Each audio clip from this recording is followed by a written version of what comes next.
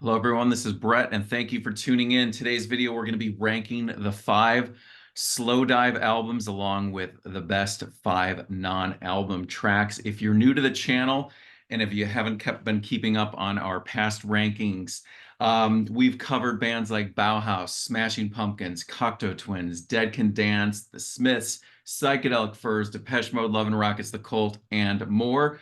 With me today is Greg Fasolino. Hello, Greg. Howdy. Greg has written for Creem, Fangoria, Trouser Press, Reflex, Guitar for the Praxi Musician, former member of The Naked and the Dead and Bell Hollow, current member of The Harrow, a musical archivist featuring a YouTube channel filled with loads of content, concerts, rare recordings, and interviews. And be sure to check out the links in the description for everyone's links. Next up, we have Mr. Frank Deserto. Frank writes the Systems of Romance music blog. He writes for postpunk.com, also a member of the musical outfit known as The Harrow, curator of the Cherry Stars Collide compilation, which Kevin is holding up there, and also will be curating the upcoming Cherry Red compilation called No Songs Tomorrow, A Dark Wave Journey, which is out later this year. We are thrilled to have back with us Kevin Larkin-Angioli. He's carved out some time in his schedule and is back for some witty discourse for the first time since the Smashing Pumpkins video. Thank you for joining us, Kevin. Thank you for having me. We're going to be going through the Slowdive catalog. As I mentioned, all 5 albums, 5 non-album tracks. As we go around, we will be mentioning each of us 3 of our favorite tracks, which we will include in individual playlists. Those will also be linked there. I asked everyone to predict everyone else's #1 album pick, which we wrote down and we will reveal when we get there. As a reminder, please like, comment, and subscribe to the channel. If you're interested, I feature all kinds of music on this channel with an emphasis on 80s, 90s alternative, post-punk, new wave, shoegaze, Britpop, dream pop. So, Slowdive, formed in Reading, England in 1989. The band consists of Neil Halstead on vocals and guitar, Rachel Goswell vocals and guitar, Nick Chaplin on bass, Christian Saville on guitar, and Simon Scott on drums. They released 3 albums, Just for a Day, Souvlaki, and Pygmalion in their original run, which lasted until 1995. New bands and projects were formed. Many albums were released. Then in 2014, the band reunited, have since released 2 albums, 2017's self-titled and last year's Everything is Alive. Many consider Slowdive as one of the most prominent shoegaze bands of the 90s, but their sound is very dream pop, ambient, electronic. They've been highly influential on a lot of artists over the years. So if you're unfamiliar with Slowdive, we hope that this video will be a gateway to discovery. As always, we're going to start with a round of trivia to determine who gets to choose whether they go first, second, third, whatever. Okay, so based on the order here, we're going to start with Greg here. This is your question. As always, if you get the question correct, you get 2 points. If you don't, it goes to the next person, which will be Kevin, followed by Frank, and whoever gets it will get 1 point. Are you ready, Greg? Indeed. All right, we're going to start things off kind of easy for you. Slowdive's first tour of the United States was in support of this band. That would be Ride, maybe? That is not correct. We're going to go over to Kevin. I feel like I read this recently. I'm going to say James. That is not correct. Frank. Oh, okay. I'm going to go with the House of Love. That is not correct. The word is staring right at you from Kevin's video. Blur. Wow. Oh, duh. Oh, duh. It's Leisure. All right.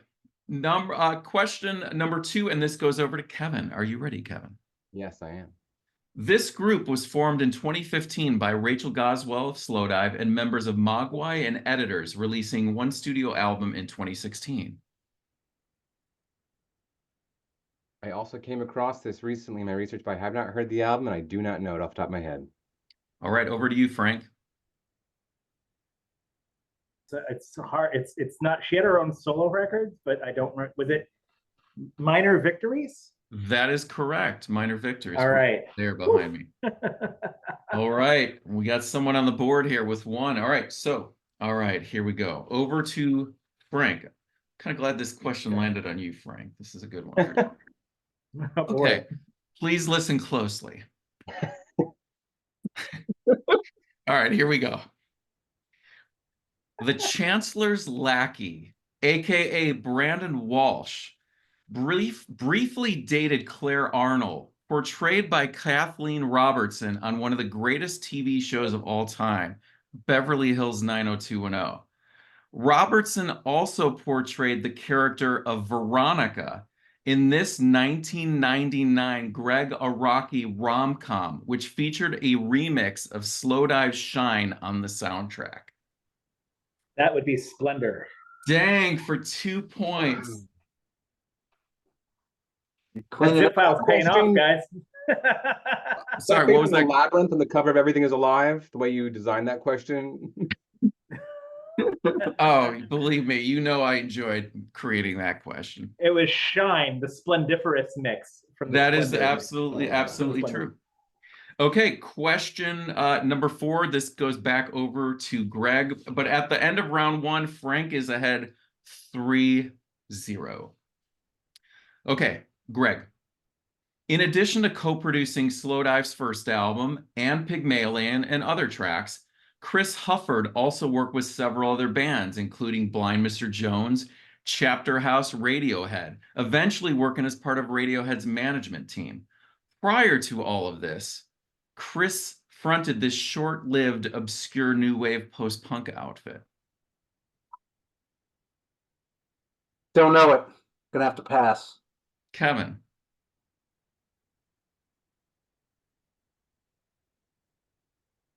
I know Frank knows this. Okay, Frank, you got it? I don't have it. Aerial FX. Oh, duh. I mean, we just talked about them. Yeah, we that's sure did. unfortunate. And now Oh, and your T-shirt is close to giving away that answer. Yeah. Yeah, this is They're just Ariel like- from Chicago, but Ariel FX. I have the record up here. It's from '81. Watching the Dance. It's a really Yeah, it's really underrated good. punk record. All right, there. this goes over to Kevin. This is your second question, and hopefully an opportunity for you to get on the board here. All right, Slowdive's Neil Halstead produced 2020's Silver Ladders, the wonderful 4th album from this harpist. Mary Lattimore, That is correct for 2 points. who I met and is a very nice person, by the way, and has good taste. Bought some good There it records. is up there too. All right, final question. This is over to Frank. Okay. All right. Speaking of musicians from Reading, England, this guitarist was once a member of Whitesnake, Tigers of Pantang, and the mighty Thin Lizzy. No. Greg, Gary Moore? No. that is not correct. Kevin, I'm sorry, guitarist from Thin Lizzy. yes, also Whitesnake and Tigers of Pantang. Oh yeah. Is this Oh, Snowy yeah. White? What's that? Snowy White? Oh, dang, that was the album before. It's John Sykes. He played on the final Thin Lizzy album. Ah, Thunder and Greg, I Lightning. thought that was going to be yours right there. I was thinking you were going to come in on that one. You know, they had too many. Yeah, That band had too many guitar players. They to did keep have up. a lot. they have a lot of guitar players. I don't have a physical copy of Thunder and Lightning yet. That's Oh, probably- add that to the list. Add that to the list. So Frank, you came out on top on that one. 3 points. Okay. Kevin's 2 to Greg. Sorry, Greg. Oh. All right.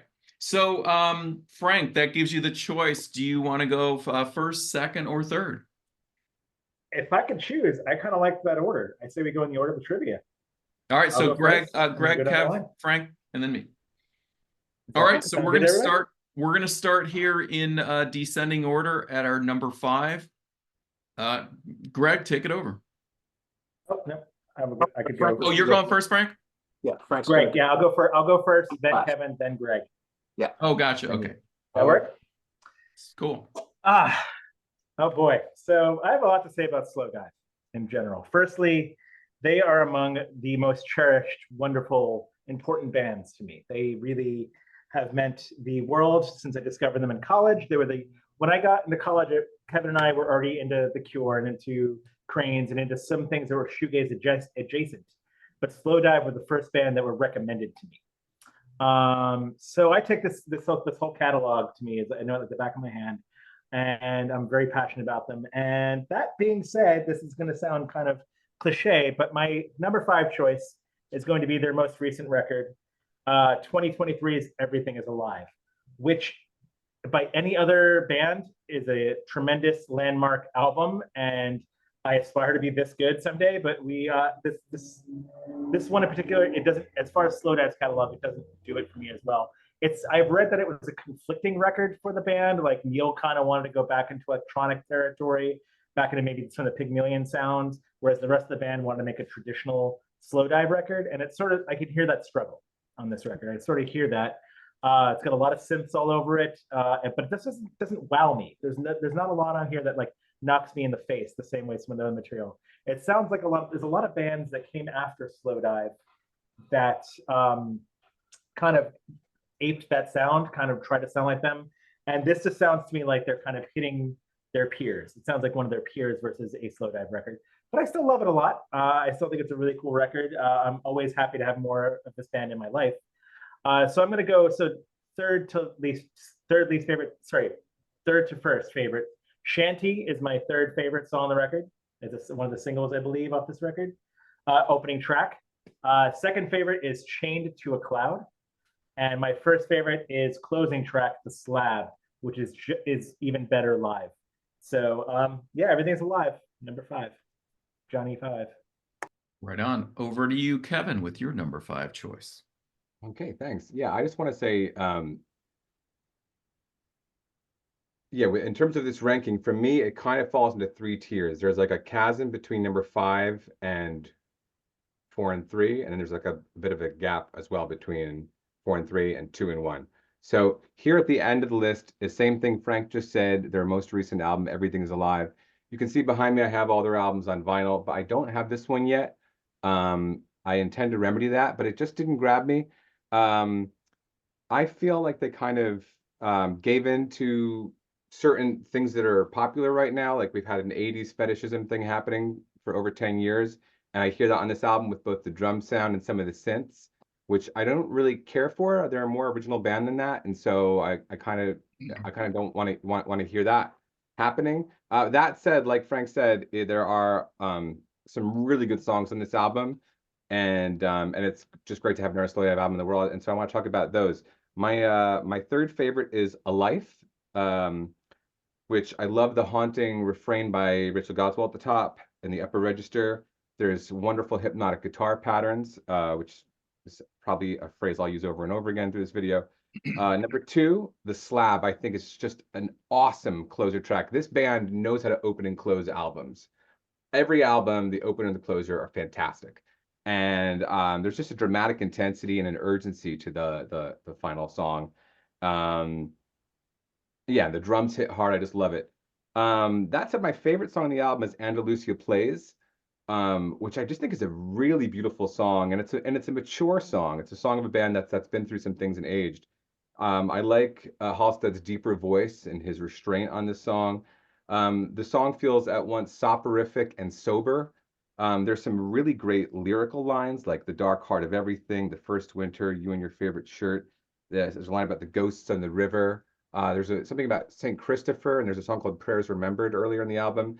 There's something kind of spiritual and warm about this, and just kind of like a gratitude coming through for everyday life.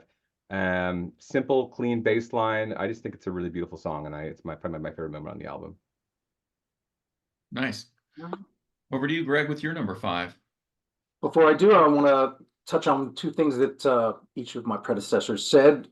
With what Frank said about how much the band means to him, I kind of want to echo that and just say that, Slowdive are one of my all-time favorite bands, and a very much of a slow-growing thing where I was first introduced to them when the first album came out, and they didn't wow me at first, but over the years, once I finally heard Souvlaki, they became like one of my all-time favorite bands, and they just, as I'll mention later on, I just have a lot of personal connections with their music, and they really feel very, in a way, like what Kevin said, there's a spiritual element to their music that I really connect with, and they're just very precious band to me. And also, as a guitar player, one of my major influences. So love them.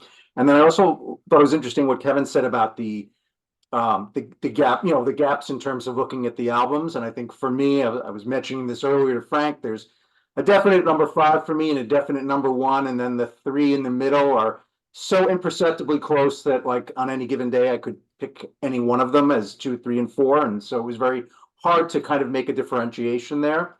But I will go against the grain here for number 5, and I'm picking, even though I love all their albums, there has to be a number 5, and I'm picking 1995's third album, Pygmalion, which is a great album. I really respect it a lot. I really enjoy it, but it's, for me, the least essential somehow. I mean, I dig the ambient textures of it, but I guess that's not necessarily the form of music I gravitate towards the most. So I guess I'm just not as, jazzed by it. I do like how when you listen to it, it kind of has this feeling of like cool, clear water, and it's very restful. It's like a nice album to go to sleep to. Honestly, I prefer some of the demo songs that didn't make it to the album. That to me feel a little bit more like fully formed compositions. And I kind of wish some of those were on there, especially like Changes, Watch Me, Krautrock or whatever it's called, that I've seen several different words, To Watch on the Horizon. I think those are really great songs, and I'm kind of shocked that they didn't make it to the album. But overall, I still love it. I still enjoy it. I don't get the same, I don't have the same emotional connection with it that I do with the others. And as far as the 3 tracks, my third favorite is Blue Sky and Clear, which is, I think, one track where you can really hear the influence of later Talk, has a lot of that kind of vibe. Number 2, Crazy for You, and my favorite song on the record, which is one of my favorite sort of songs, is Ruti, which is this incredible, elegiac, really limpid song. So yeah, number 5, Pygmalion. Excellent. I want to mention, we talked about this before we started filming, is I think it's, all the rankings that we've done. I think it's pretty remarkable with this band that as I revisited this catalog over the last couple of months preparing for this, is that I didn't find any song that I disliked or was skippable. There may be songs that I like less, obviously, but there was not one song that was just like, okay, I don't need to hear this ever again in my life. Everything was just so enjoyable. So I'm gonna put Everything Is Alive in the number 5 spot. So this came out last year, 2023. It's their second album since reforming. Overall, it's like a more minimal album in contrast to the one that preceded it, 2017, self-titled. There's a lot of Cure vibes on this album, I noticed listening to it. The instrumental, Prayer Remembered, which is a beautiful track, that feels like an outtake from Wish to me. It's just got that in the realm of like Apart for some reason. Absolutely love that one. The Closer, The Slab, which I think like everyone has acknowledged. That feels like Boris Williams on drums to me. Just like some of those, I don't know, it just makes me think of The Cure. And on that one, Neil and Rachel's vocals, the way they weave together so nicely on that one. Andalusia Plays is sublime, top tier Slowdive for me.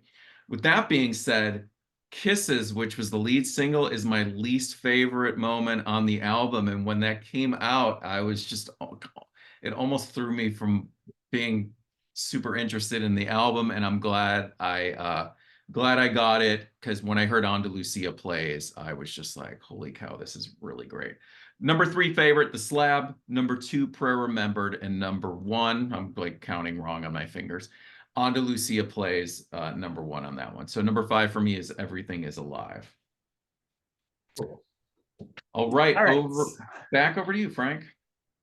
Yes. So, we've all talked about the chasms in between. My chasm is basically number 5, and then 4 through 1 minus number 1 are all pretty, like similar to Greg, are pretty equal. So any one of these could have, the next 3 could have slipped into this spot or slipped into number 2.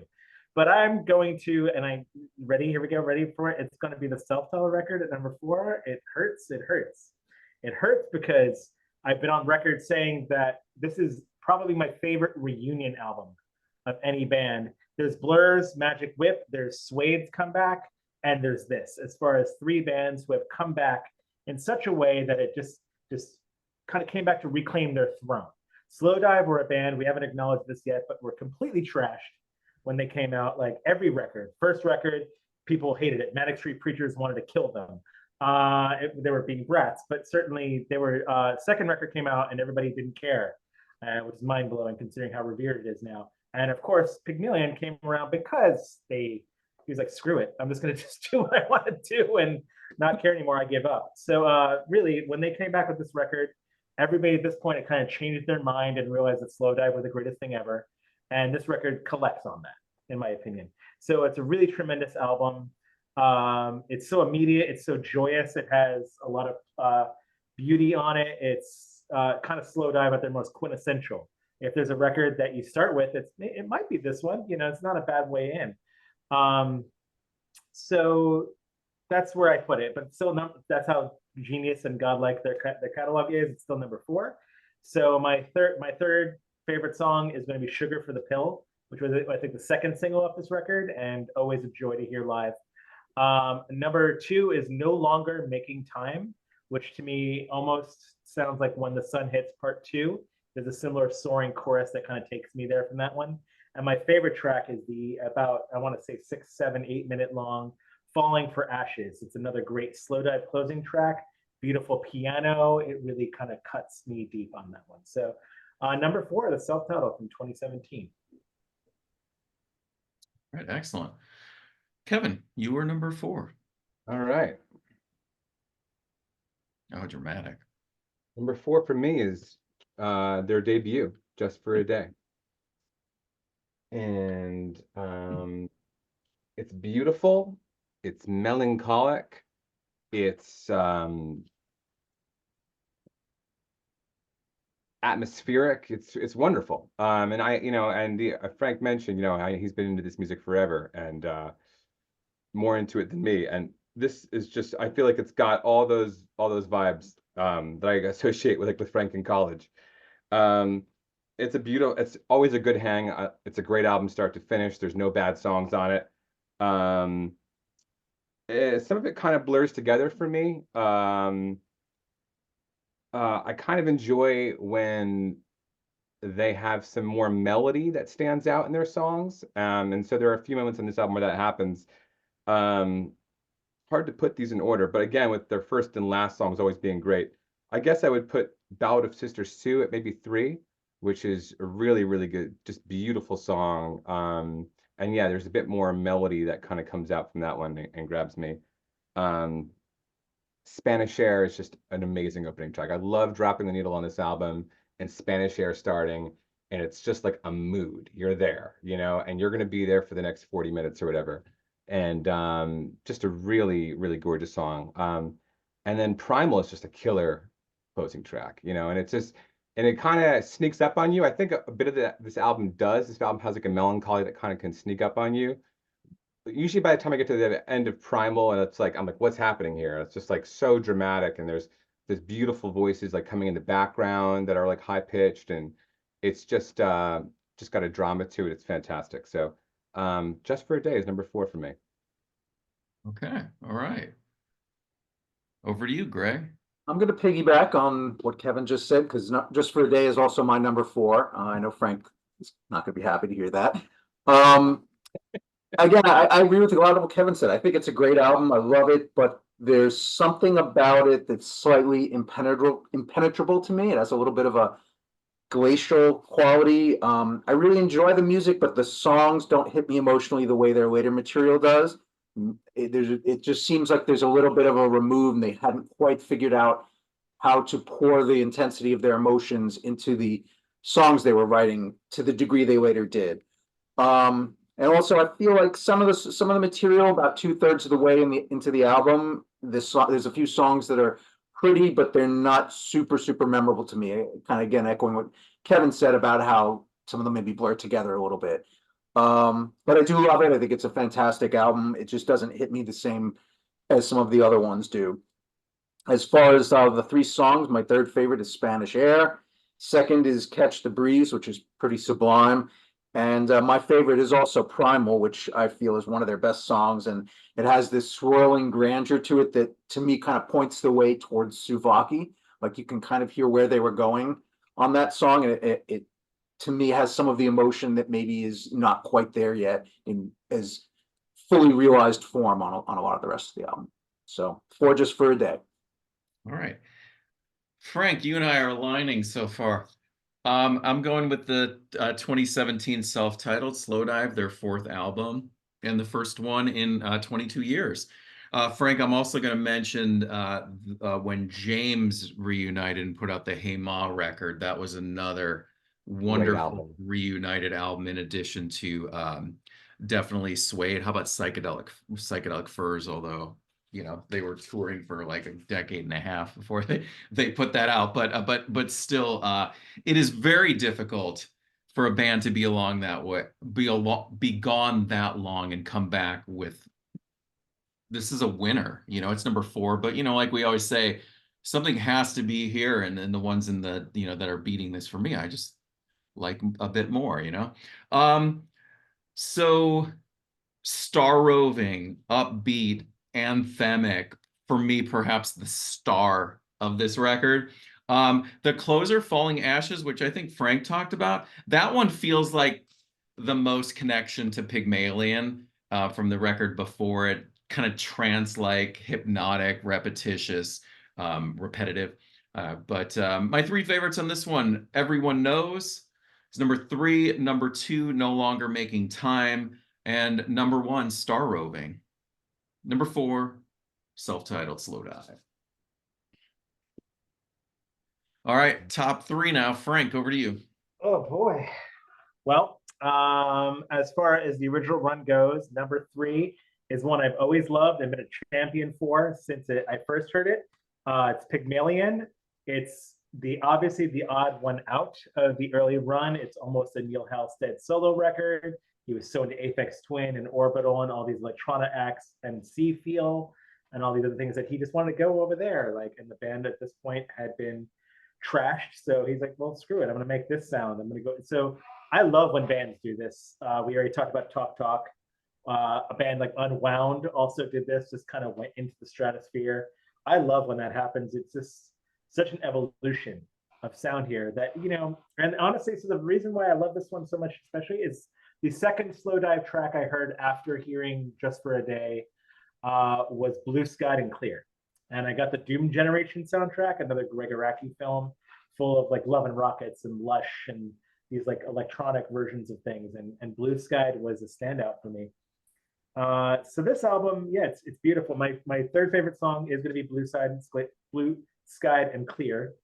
My 2nd favorite is Crazy for You, which I loved when they played. It kind of it was almost unrecognizable, taking this really like layered song that's just layers and layers, and I don't know what he's saying, and just playing that live. It really worked live.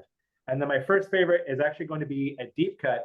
It's Miranda, which is this really like high pitched, terrifying nightmare track that I used to go to sleep to this album, and Miranda, which is only track 3, would just wake me up, and I'd just be like, what? Just, you know, it has that like Shirley Jackson Ghosts in the Hall kind of feel to me. So Pygmalion, number 3, 1995. All right, Kevin. Okay.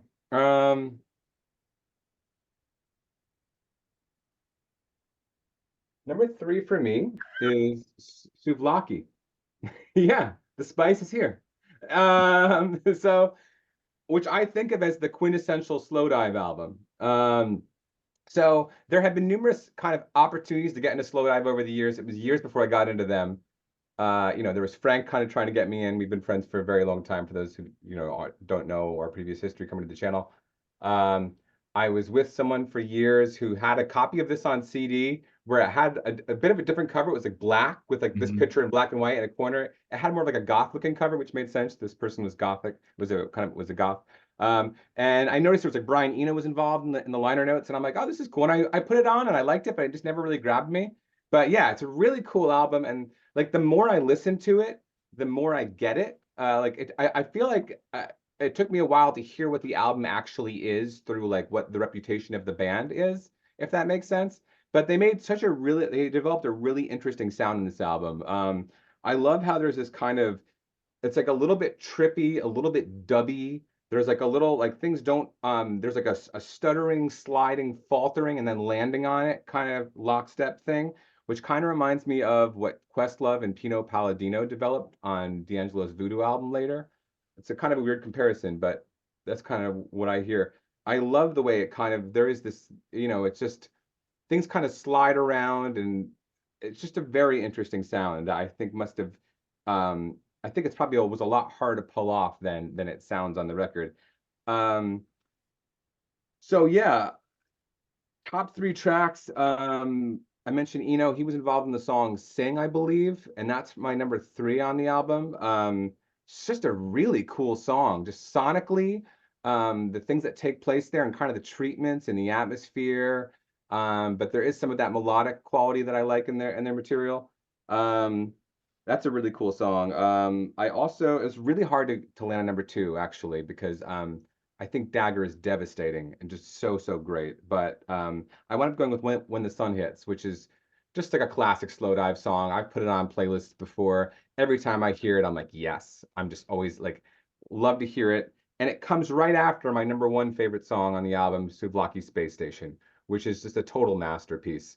I mean, it's just a major sonic accomplishment. That song just changes the gravity around you in the room when you put it on. You're just transported. I mean, the title's perfect. It's like you're just going into outer orbit, and you're just, for the next 4 minutes, you're just transported. It's incredible. So, yeah, those are my top 3 from what is my, I guess, number 3, Souvlaki. Excellent. Greg. Okay, my number 3 is last year's Everything Is Alive, which I think I'm probably a little more fond of than the rest of you guys. It was my favorite album of last year, and I absolutely adored it. I really feel like they expanded their sound in a very tasteful, organic way. I really like the fact that they developed some new rhythmic ideas on a lot of the songs and things that they hadn't really done in terms of the drum patterns. I really thought the use of the synth on this album was really lovely. It wasn't so far into the electronica as Pygmalion, which maybe was a little too much for me, but it kind of incorporated it in a way that, for me, worked with their sound and kind of expanded it. So yeah, I really love the album. I was thrilled with it. My 3 favorites, number 3 would be A Life. Number 2, Chained to a Cloud, which I believe one of you guys mentioned. And my favorite track is Shanty, which I think is absolutely stunning and has become probably one of my favorite Slowdive songs, certainly like in the top 10, maybe even close to top 5. I just really connect emotionally with that track. So yeah, number 3 is their most recent. Right on. I also want to say, just as a follow-up to what Greg said, there is Everything Is Alive was a top 10 album of the year last year. Yeah, because it's a really good record for me. Just number 5 in the Slowdive catalog, relating it to the other albums. So I think it goes without saying that, when we do these ranking videos, besides like us kind of judging the overall songs and measuring the greatness with the other albums, that it's really ultimately about like personal connection and your experience when you hear those albums and what was going on in your life with some of the older albums. And some albums you listen to and it's like you're transported to a certain time of your life. Sometimes that's bad. Like sometimes you end up relating an album towards an unpleasant part of your life, let's just say, and it almost taints that album in a way. So 10 years ago, I would have said this is my absolute favorite Slowdive album. I remember having conversations with people and saying this is my number 1. album, but I've avoided listening to it a lot over the last like 8 or 9 years just because I relate it to just certain things. And doing this video and preparing for it, it really helped shed the skin of that for me, because it contains my absolute favorite Slowdive song. And that's Pygmalion. So Frank, you and I are in exact alignment right now.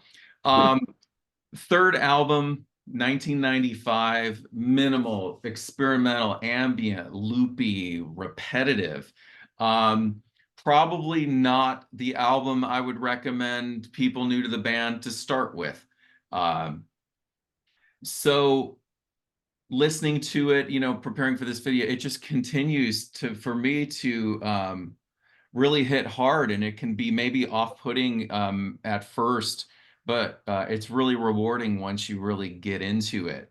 The song Jay's Heaven, that just conjures up Julie Cruz for me. It just makes me think Twin Peaks, her voice in there. Number 3, Crazy for You. It's maniacal yet beautiful.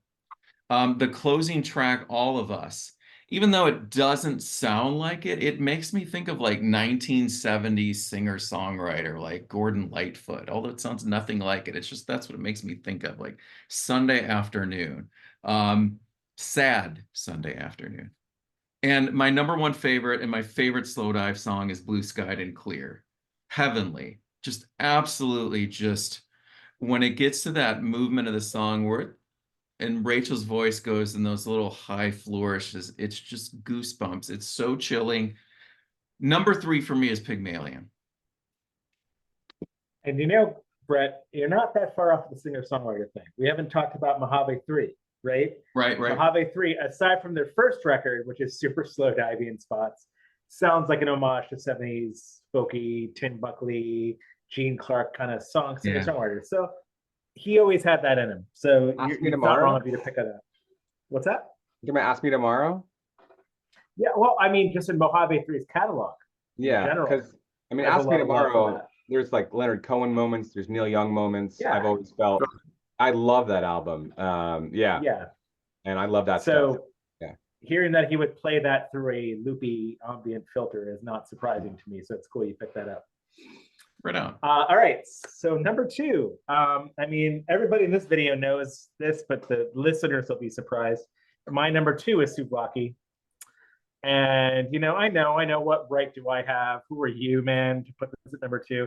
It's a perfect record. This is not only the record I think people should start with Slowdive. If you want to get into shoegaze or dream pop, this is the starter record, in my opinion. If you don't like this, you don't like any of it. I love every song on here, even though there's a couple songs that are almost like segue songs, like Here She Comes to me is kind of a bridge between Sing and Souvlaki Space Station. It's a slight little thing. Melon Yellow is so dubby, but it gets you to Dagger, which is, you know, so there's moments, there's highs in this album, and then there's mids, and the mids are why that maybe it's number 2, because they're not bad. But they have, this record has some of the best songs that are ever recorded. So God, you know, like When the Sun Hits, just this is the one song I think, Greg, that every member of the Harrow agreed upon in lineup 1 was When the Sun Hits. Dagger to me is the epitome of a breakup song. I know Neil wrote it about Rachel after they broke up, and the lyric, I didn't really lose you, I just lost it for a while, kind of sums up a lot of my worst breakups where I kind of have regrets, where it's like, well, I just had a really crap moment there, and that's where it all went down. And that makes me weep, that lyric. Just that lyric alone is the idea of it. Yeah, so, all right, so we're going for favorites. I'm going the opposite right here. My number 3 favorite, this was a hard one to pick between either Machine Gun or Allison, but we're gonna go with Allison today. The opening track, first single, 2 different video versions. Beautiful moment in their catalog, perfect chorus. God, that chorus. That's number 3. Like, you know, that's number 2 is Dagger, for all the reasons I just said about it being a funeral song. And number 1, When the Sun Hits, which is just a perfect piece of music through and through. So Souvlaki. Named after a freaking Jerky Boys skit, like the most beautiful swimming album. You jerky? I don't know, man. All right, Kevin, number 2.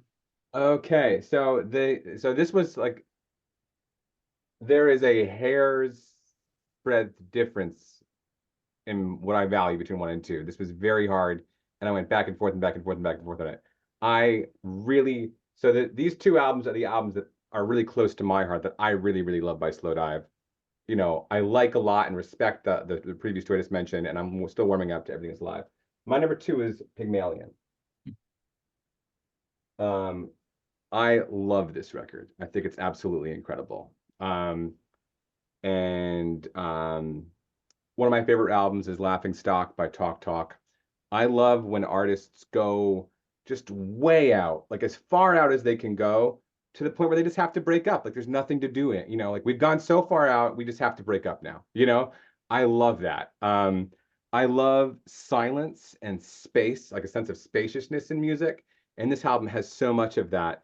There's like a bravery to just taking your time and allowing there to be quiet and silence. And this album has it.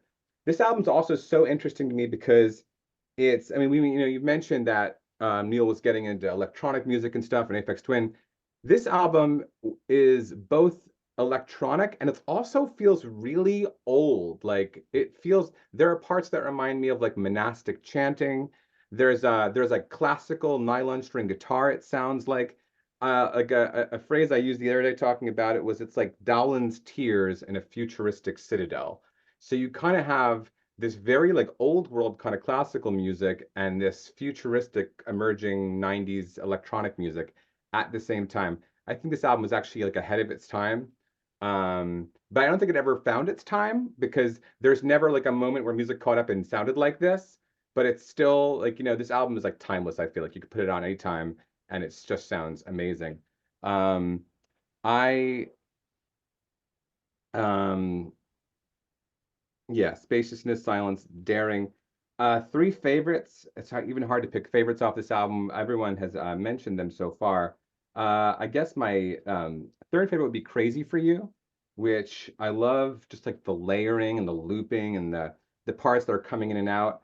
I love the repetitious vocals, and I like how it's not really the vocals aren't about the lyrics or even the like melody. They're more about like color and texture, if that makes sense. Um, and it's just a really unique track, the way it develops and just the sound of it. So I love that.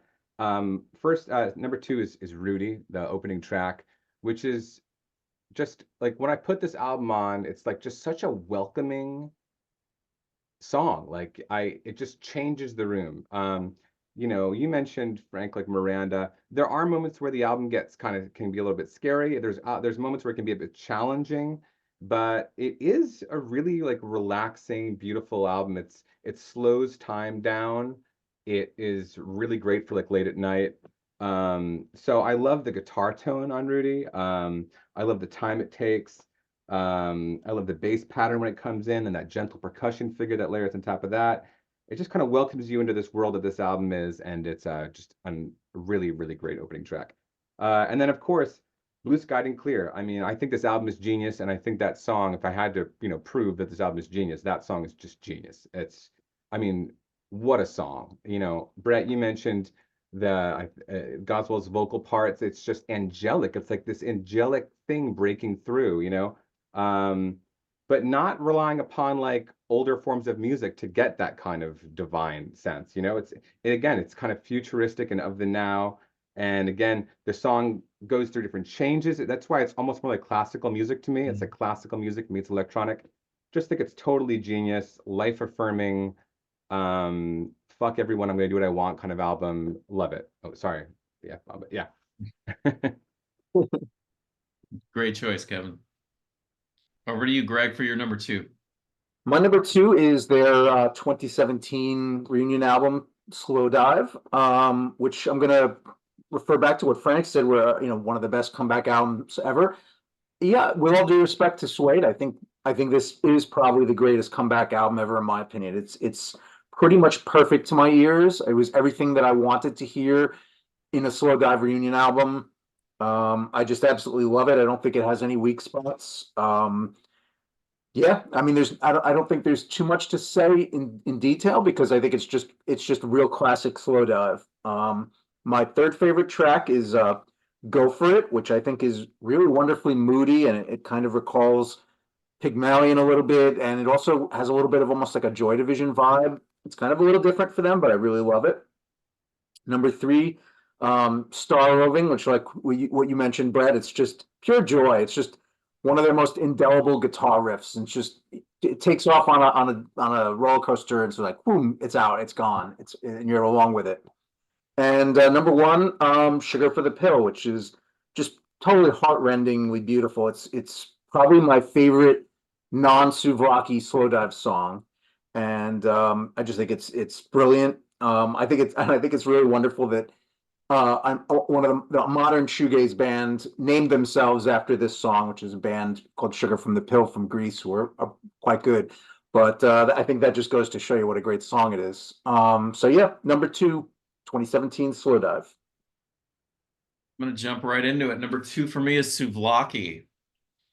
Second album came out. Yeah, Frank, we're like matched up perfectly. That's the first time that's ever happened, I think, on any of these. So 1993, the second album. When the Sun Hits. So in Arizona today, it was really overcast and like gray. So when I got up this morning, I immediately played the first two records, and it was like perfect soundtrack to the weather. I was in the kitchen, and When the Sun Hits came on, and I just stood there just waiting for those hey in the background that Rachel does. It's like my favorite part. I just wait for it every time that's on there. That's top tier Slowdive, is When the Sun Hits. Altogether is an interesting one. It feels it's a lullaby, like that swirling guitar. There's these distant hand claps, and it's actually slightly Beatlesque, which I never heard before until I was listening to it again yesterday. And there were certain things about it that felt like this really just hazy Beatles song. But beginning to end, Souvlaki is pretty stellar. Number three, Here She Comes. Number two, When the Sun Hits. And number one, the opening track, Allison. Souvlaki is my number two. All right, that brings us around to our number ones, and Frank is first. But before we get to that, we are all going to reveal what we thought Frank's number one is going to be. I said Souvlaki. It looks like Kevin said Just for a Day. Greg also said Just for a Day. So you guys were correct. I was not. Correct. And here's why. This is I am on record. It's not a surprise. If you know me, you know this is the record that I will die on the hill from. It is by far a masterpiece. It is homogenous, to everybody's point. You said it sounds like one sound. Yes, but that's a sound I want to kind of live in forever. This is the sound of college depression, college redemption, college sex. Like the things that, like, to me, like epitomize what I get from this band are on this record. And it's going to be the benchmark for anything. And it was obviously, like I said before, the most trashed thing in their catalog. The band themselves don't really acknowledge it. They only really play Catch the Breeze if they play any of it. But the thing is, it's just one shade of aching beauty. Like, it's so intense and just means so much to me. I will take this record with me for the rest of my life, and will always be my favorite. I don't know if it's like I'm kind of decided. I was looking forward to maybe being wrong and the order shifting, but no, it's in my blood. So yeah, so well chosen, gentlemen. It's nice to be able to explain that out loud for the first time in a while. But my three favorite songs on here, Kevin already mentioned it. The last track, Primal, another terrifying, high-pitched, loop-driven Rachel, sort of like on another planet, completely like sending shocks to my heart emotionally. So that's just my number three. Number two is Ballad of Sister Sue, which was always my mixtape favorite. That was the one I put on mixes and blended well. Kevin might have gotten 3 of these mixes. Probably. And the melody when the chorus lift off is great. And my number one favorite track on here is that opening pummel of Spanish Air, where it just kind of comes and you just sit back and just like, take me away. It's just that level of power and beauty on the opening track. So yeah, just for a day, just for a lifetime with me. Excellent. All right, so what did everyone get for Kevin's prediction? I chose Pygmalion. Hi, Kevin. Right. Looks like Greg said Souvlaki and Frank said self-titled. Self-titled. This is maybe Wow, no educated. I was gonna way. guess it was one of the Yeah. two. I knew it would be one of the two. Frank. Interesting. That's right. You know me well. And yeah, Pygmalion was a good guess for me, Brett. As I said, this is really hard. But yeah, you see, I have it on CD and vinyl. I've listened to it more than any other album of theirs, partially because I have it on both formats. So I Fanny listen to pack it in the album. car and I listen to it at home. And this is the album that finally made me a Slowdive fan. We've talked about this as the comeback album. You know, in an ideal world, a band will only come back if they have something as good or stronger than where they left off with all those years ago. And I think Slowdive totally did that with this album. And like you said as well, you know, the recognition was long overdue, and now they had it, and it was time to be like, that's right, and that's right, you know. And they put out this incredible album. This is an album where I basically can't pick three favorite songs. I'm going to because I have to, but I like every song except for one just about equally. So yes, the album that converted me. It's both mellow and slow tempo, Slowdive, which is that we love, but it's also got those really rocking, raucous, upbeat songs like we talked about with Star Roving already. And I love that balance. You know, like one of the things that made this edge over Pygmalion for me is that Pygmalion has some moments that are just kind of like, okay, like there's cello and whatever, and it's just like they're nice bits of the overall album experience, but they're not like strong standalone tracks. Like this is an 8-track album, and every track rules. Every track on this is amazing. So I love the bass lines throughout the entire album. And I love Neil's voice in this comeback. I like this deeper kind of voice, and it's more forward in the mix, and it's more it's got this restraint to it. I just really resonate with it. I really enjoy that about it. So yeah, I just love this album. So for number 3, I'm gonna go with Sugar for the Pill, which you talked about. And so the way it just starts with that chiming guitar, just kind of those notes just kind of hanging in space, and then that bass comes in.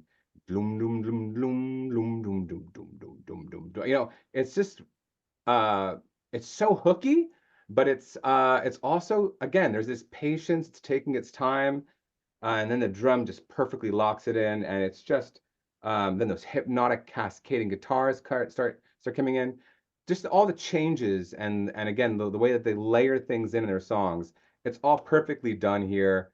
And it's got that kind of gentle melancholy that they're so good at, but again, just a bit more of like a mature version of it maybe. So stunning, you know, once that song Star Roving and Sugar for the Pill were released on Spotify back, you know, when the album was coming out, and I was like, I'm all in. This is amazing. I was just listening to them constantly. I was adding them to my best of the year playlists already, and so on.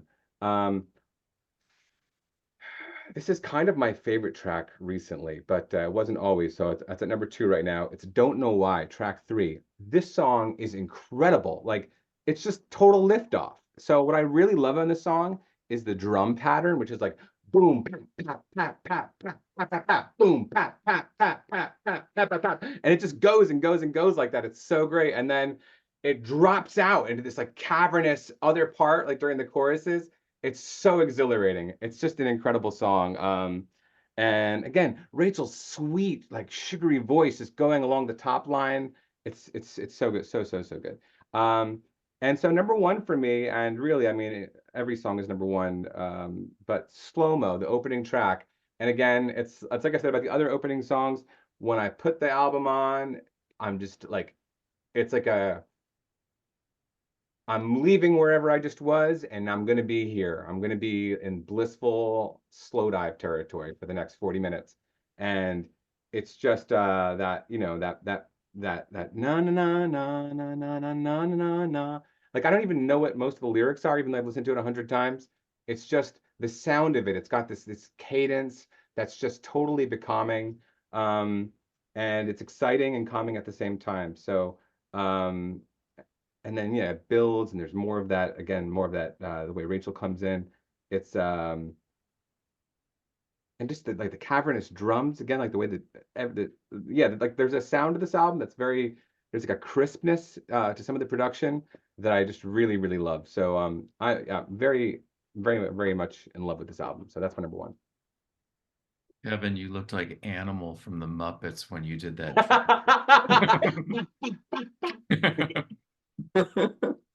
All right, so Greg, you're number one. I went with Souvlaki, and I know I'm right. Yep. Frank Yeah, knew. real Frank also shocker. said Oh, it was a hat trick. Yeah. We knew, This Greg. was an easy we one. knew. We've talked about this album so much together. Go on. Indeed. Tell us about it. Indeed. What can I say about Souvlaki? It is one of my all-time favorite albums. Certainly in my top 10 albums by any band ever.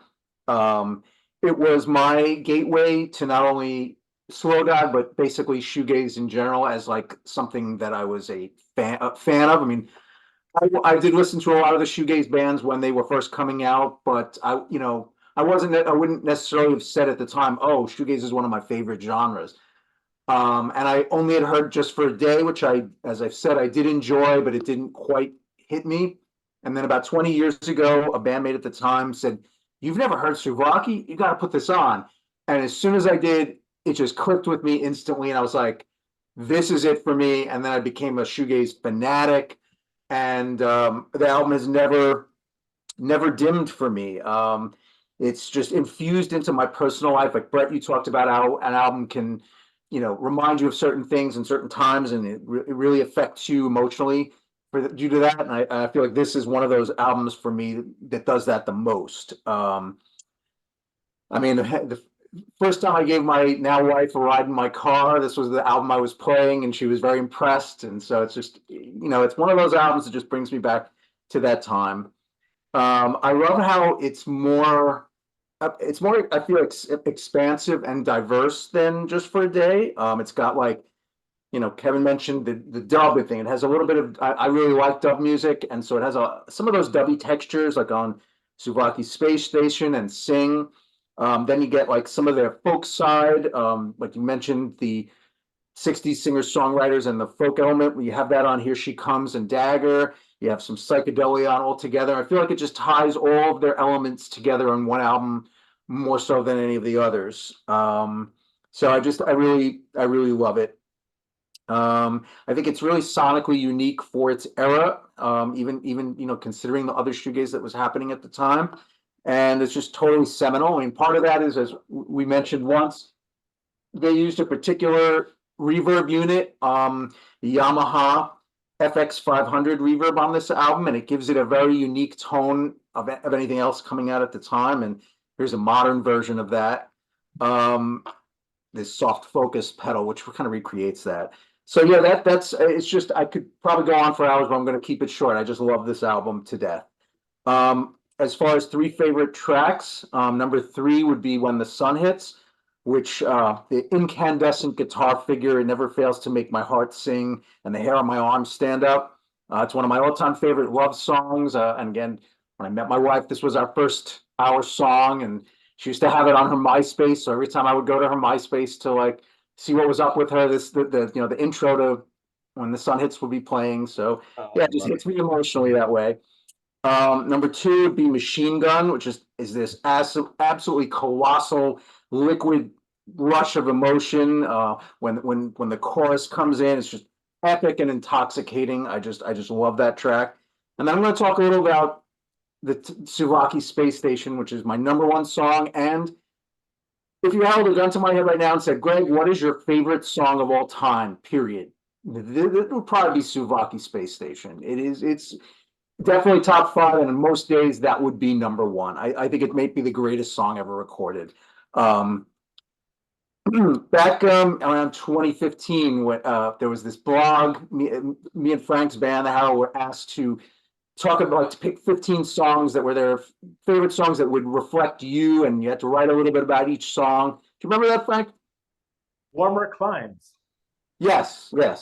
And I picked as my first song on this at Souvlaki Space Station, and this is what I couldn't do any better now. This is the sentence I wrote about it. It said, Gliding and shimmering in the inky darkness, radiating bliss and mystery, Souvlaki Souvlaki Space Station is my everlasting showstopper, my timeless tonal touchstone and sonic connection to the universe. And I want to say one other thing about it is that I have fear of heights and fear of flying, and I don't fly very often. The last time I flew, which was when I went on a family trip to Maui in 2017, I always have to put music on during the takeoff because I'm like so afraid. And I selected Souvlaki Space Station as the music for all the takeoffs on that trip because I would always say to myself, well, if something goes wrong and I've got to die and I'm gonna like, the plane is gonna crash or something, I want the last thing on earth I ever hear is to be Souvlaki Space Station because that's it. And it would calm me down. It would make me feel like I am one with the universe now, thanks to this song. So I that's basically all I can say about it. Is just it's brilliant, and I love this album to death. And yeah, Souvlaki. Great. Right on. All right, it's over to me for number one. What'd you guys come up with? Self-titled, Frank says. Kevin says Souvlaki. And Pygmalion. All right, well, all three of you chose different ones. So I'm so glad we're aligned. yeah, glad. so let's just get it in there. So Just for a Day is my number one pick. So their debut album, 1991. I just want to start off my little time talking about this to acknowledge the year 1991. It's the year I graduated high school. It's also the year I started college. This album came out a few days before my birthday when I was already at Arizona State University. I hung out in record stores all across Mill Avenue in downtown Tempe pretty much every day back then. And Just for a Day is just a wonderful relic of that time period. And, certain years get, noted in history for music like 1967, 1977, these really iconic years. But 1991 was just insane. Just the same month, not even year, the same month that Just for a Day came out, also brought us Nirvana's Nevermind, Primal Scream, Screamadelica, The Cranes' Wings of Joy, Talk Talk's Laughing Stock, Guns N' Roses' Use Your Illusion, the Red Hot Chili Peppers' Blood Sugar Sex Magic, Swerve Driver's Raise, Pixies' Trompe Le Monde, and the week prior was Pearl Jam's 10. That was all just in a matter of 30 days, all those albums. So 1991 was just insane. And to be, 18 years old and to be surrounded by all this music I mean, we're talking about also, Ned's Atomic Dustbin, Achtung Baby, like 91 was just crazy. I see it as just such an important year. Over the years, this has been the Slowdive album that I just reach for the most. Spanish Air, those cellos that are in there are just really beautiful. Celia's Dream, Catch the Breeze is just glorious. Eric's Song is a contemplative instrumental that closes side one. Waves is soul-crushing, such an emotional outpouring. One of my favorite Slowdive songs. Outro makes me think there's like these guitar little notes that you hear in there in the outro that makes me think of some of the instrumental passages from the Velvet Underground's Heroin.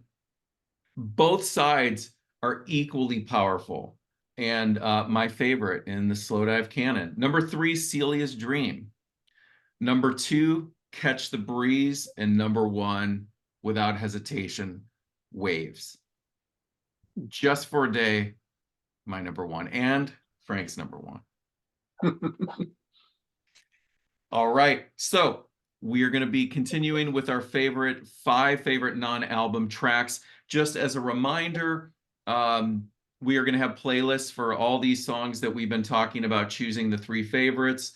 Kevin's getting serious, is just taking his shirt off and really getting ready here. And I'd like to remind you, leave your top 5 album ranking in the comments, as well as your non-album tracks. Before we start, like a lot of bands of this era, British bands of the 80s, they're, had a lot of like EPs, singles that included songs that were never made appearances on the albums. A lot of times in the US, these weren't really readily available and easy to find, and if they were, a lot of times they were expensive. But doing so and finding these tracks really gives you as a listener a bigger picture of the artist's complete work. So with that being said, we're going to start over with Frank, and we're going to go in order with your number 5. So yeah, so Brett, everything you just said about their EP work being just as strong and being important to their catalog and for understanding their story, absolutely. They don't have as many B-sides as The Cure, or even as many B-sides as Cranes. I mean, they have a small, maybe 20-track out, not counting demos and soundtrack tracks. So there's really not a lot to choose from. But so this was interesting for me. Number 5 for me is a very obscure track they did on a flexi. So I don't own the flexi, so I can't show it. It's Beach Song backed with Take Me Down. It was on Sunday Records, which was basically a record label that signed second-tier Sarah Records bands. And by second-tier, I mean I Love It just as much as Sarah Records, and they were just trying to go for that indie pop, shoegaze, C86 homogeny. So this Slowdive release appeared on Sunday Records, which was trying to gape Sarah Records, and just the incestuousness of all those labels and sounds makes my head explode a little bit. But the song I'm choosing from that 7-inch is Take Me Down. It's aggressive is not a word I'd use for Slowdive. They're so dreamy, spacious, nightmarish, post-rock even to some points. So, but this is like one of their early moments where they were playing really fast, like Early Ride, or like what Place the Brave Strangers were known for. Like this just high octane, like just taking that ethereal, like the Charlottes kind of had that more aggression to them, you know? So there's always that little element, but they kind of never really showed it in any of their recorded material, except for these two tracks. So Take Me Down. It's not, there's also the Eternal single, which is Christian Seville before, also on Sarah Records. There's a song on here called Take Me Down, but it's not the same song. They used that same title, did a basic like redo of it, and it's really a special, cool moment in their catalog. Number 5. Kevin, you're number 5. Yeah, I agree. Yeah, so for me, number 5 is Country Rain from their 5 EP.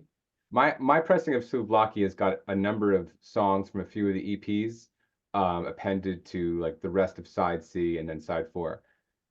Yeah, so it's kind of a strange song on that one because that's more of like an electronic EP overall, but this song, like true to the title, and we had, you know, on the day that we're recording this, those of us in New York have had an incredibly rain-soaked day, and there's mention of like the rain staying in her heart. I don't know if there's like a pedal steel or a slide guitar, but there is like a slight touch of like country, which, yeah, is not something you really experience elsewhere in the Slowdive canon, and I love that. Like, I know Brett and I have a huge affection for Conversation Piece by David Bowie. That also to me has a little bit of like that country kind of like, and what you mentioned, Gordon Lightfoot. There's just like that country folk thing. So Country Rain's a really cool song. I like the sound of it. I like the mood of it. I like that. Actually, there's a lot of country music I love. And it just has that bit of a different taste to it. And again, there's just that kind of gentle melancholy that they're so good at. You know, and of course, there's a long-standing association between rain and you know, sadness and so forth. So yeah, number 5 for me is Country Rain. Excellent choice. Greg. Kevin, you're gonna love Mojave 3 when you dig deeper in there. All that country twang. I love Mojave 3. Definitely. Before I pick number 5, I just want to give an honorable mention to the 1992 era demo tracks, which would have been their second album if it weren't for the Alan McGee from Creation Records being an IMSO at the time and telling them that the songs were terrible and made them go back, and then they did Souvlaki, which I wouldn't change, but I honestly feel that even though we can't rank them in here because they're not officially released other than one of them, Sleep.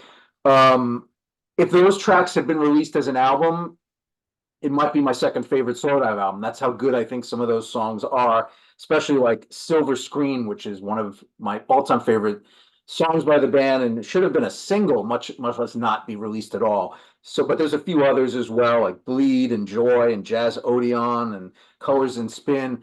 So I just give an honorable mention to those because they're brilliant songs, and I really hope someday they clean them up and do official release them because they're brilliant.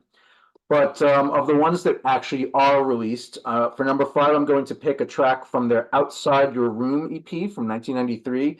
The song is called So Tired, which is just wonderfully sad and luminous. And it's just a great track. So yeah, So Tired. Right on. My number 5, I'm going to go with Losing Today from the 1991 Morning Rise EP. Weeping guitars, it's intense, powerful. It's like ocean waves at night is the way I can describe it. Beautiful track. Thanks for showing that, Frank. Losing Today. Number 4 for you, Frank. Number 4 is the title track eponymous song Slowdive on the EP Slowdive by the band Slowdive.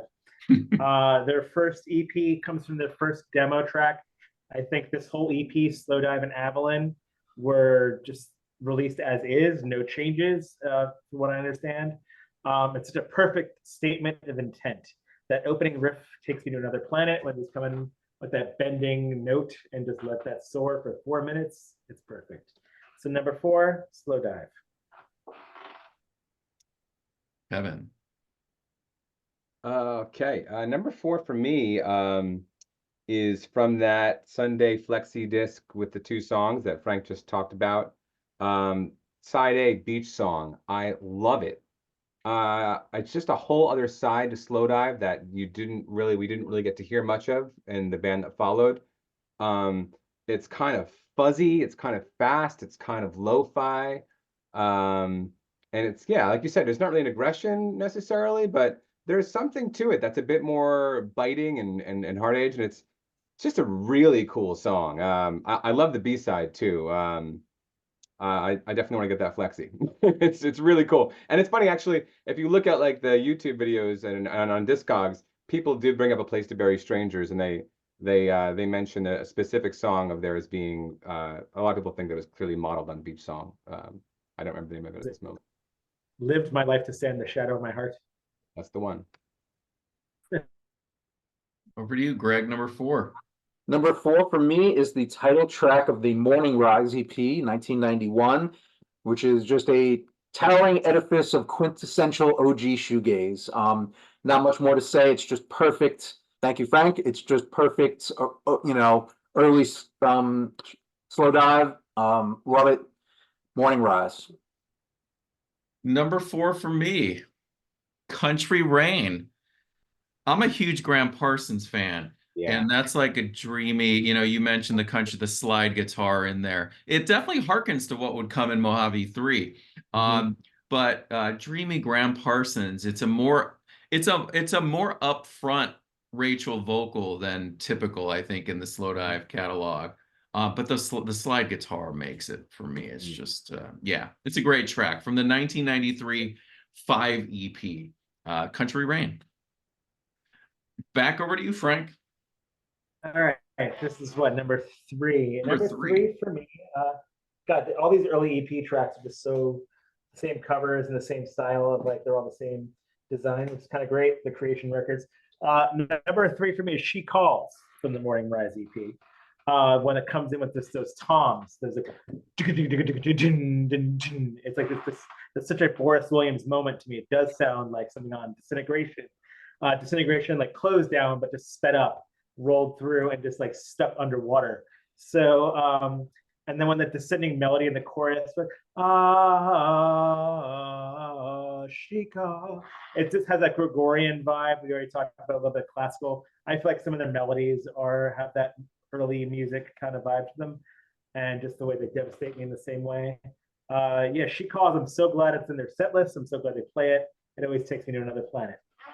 Number 3. Man, Boris Williams gets the second mention of the day. The shoe fits, man. Kevin, number 3. In Mind off of the 5 EP again. So I love this. I love this moment he had where he was like, I want to be Aphex Twin. I would love a whole lot more of that.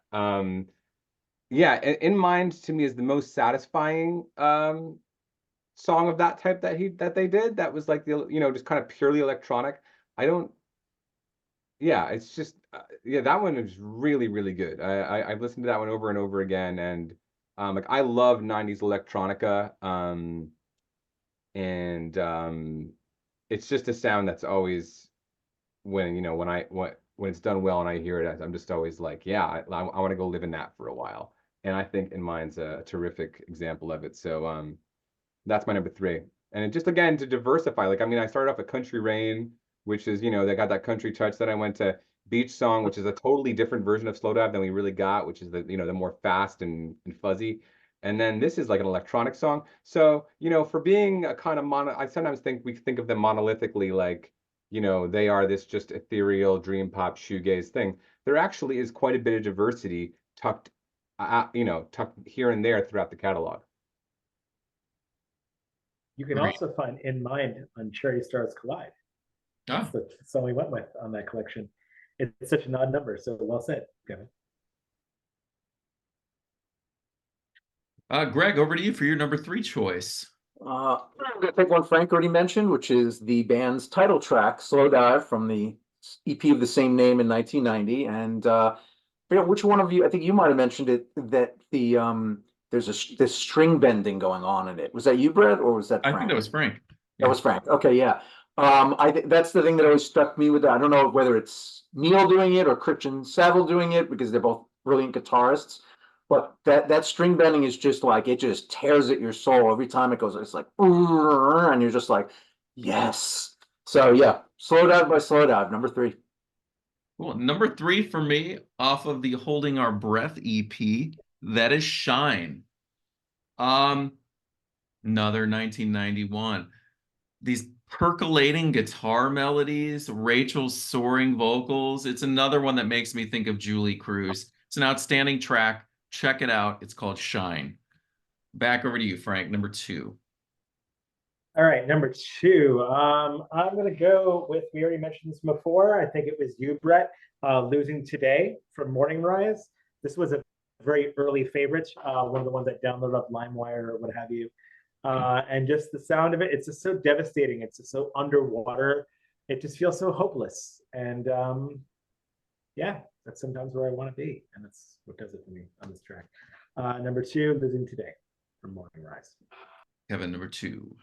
Yeah, so Greg mentioned this one already, and it's from the Outside Your Room EP, and it's So Tired. Nice. I'm someone who has like low energy issues, and I just love songs that are about being so tired. Like I love I'm So Tired by the Beatles, for example, and other songs.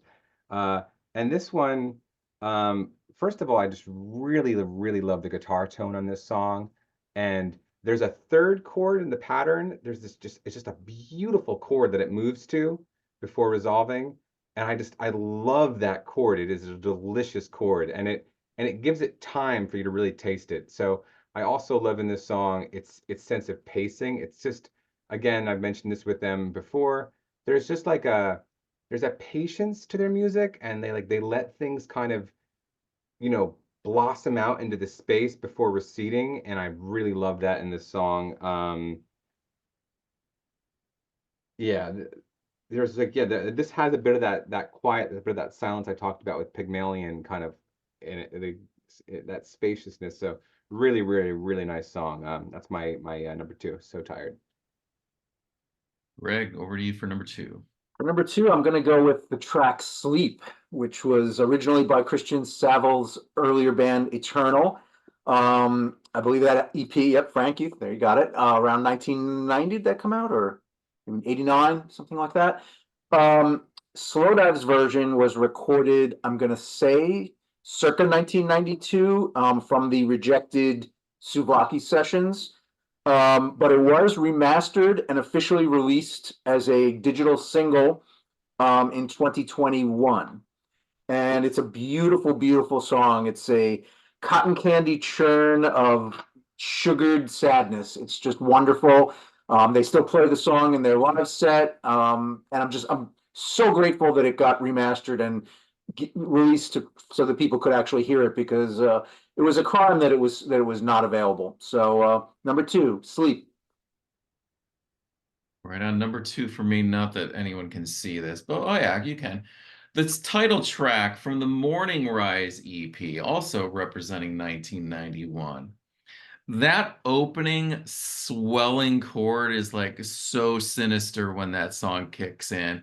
And then it goes into this like sultry groove. And then it goes like next level when the chorus kicks in and Rachel's voice enters. Number two, Morning Rise. Frank, So for my we're over to you for number one. Yeah, I would want to just give a quick shout out to their. They don't do very many covers, and this almost went to number one, but I have to be realistic and pick a song they wrote. But I just want to call it "Golden Hair," the Syd Barrett cover from the She Said the Catch the Breeze, "Holding Our Breath" EP, and I want to talk about that one and their cover of "Some Velvet Morning" by Lee Hazelwood, Nancy Sinatra. These are two songs that I got to know from the Slowdive covers. Golden Hair being one of their most show-stoppingly great set closers, and the way they just extend it into oblivion is beautiful. But that said, I just want to talk about their covers. It's not a cover. This is me cheating and throwing them in. But my real number one favorite Slowdive non-EP track is Avalon. It's from their first EP, the self-titled EP, also from their demo tape. There's two versions. The first version is shorter and has vocals. The second version is 8 minutes, looped dubby. I can't really differentiate the two to me because they're both just part of the same moment. It's just, I can float here forever. Avalon 1, 2, Avalon Suite, whatever you want to call it. Number one for me. All right, nice choice. Kevin, your number one. My number one is also Avalon. And I wasn't sure if you guys were gonna like really hold my feet to the fire and be like Avalon 1 or Avalon 2, which is it? I am going to hold your feet to it. 1 or 2. Okay. Gotta make a I'm choice gonna go here. with 1. I'm gonna go with 1. I Also love me. But yeah, to me, this is like that. So the early Slowdive sound, the Just for a Day sound, you know, that sound that I know Frank could live in forever. This is it. I really just love it. I've always loved songs that have that kind of progression, that kind of like B to G kind of thing. I've made playlists that are just nothing but that kind of motif over and over again, different songs. So I just love it in here. It's just, you know, it's just the mood you get in, and yeah, it just goes and goes and goes, and it just creates like this wall that just washes over you. Really, really great stuff. So I'm a big fan of Avalon 1 and 2, but if I had to choose one, I guess 1 with the vocals. All right, Greg, your number one. My number one, this one was already mentioned. It's from another one from the Morning Rise EP, She Calls, which is just a stone cold shoegaze classic. I just absolutely adore this song. I think it's, you know, one of their best tracks. Thank you, Frank. Yeah, not much to say about it. It's just brilliant early Slowdive, exactly like what Kevin just said. You know, it's that early sound, and it's just a really great example of it. So yeah, She Calls. Number one for me, Avalon, or is it Avalon, Part 2.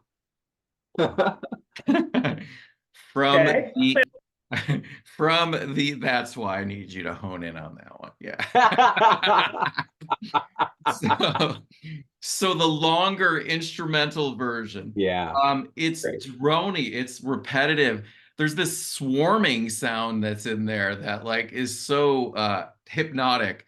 And it's my favorite part of the song, and I don't know how to describe it other than this swarming sound. Yeah, it's my favorite of these non-album tracks. And what's interesting is you can only find that one on that EP because the collections that have come out and the Blue Day that always gets truncated off, and it is the one to have. And the vocal version, of course, is equally great. But but someone said the dubby it's kind of like this nice kind of instrumental dub version of it, if you want to call it that. It's such a great track, and it is my favorite of the non-albums. There you have it. Thank you all for watching and standing by, listening to our discourse here. Once again, if you're new to Slowdive, or you have just have heard a couple tracks, be sure to check out our playlists in the description. And of course, check out all these guys' links. And we will be back with a new artist once we figure out, once we all collectively agree on that. And thank you for watching, Frank, Kevin, Greg. As always, thank you for being a part of this. Thank you all. See you soon.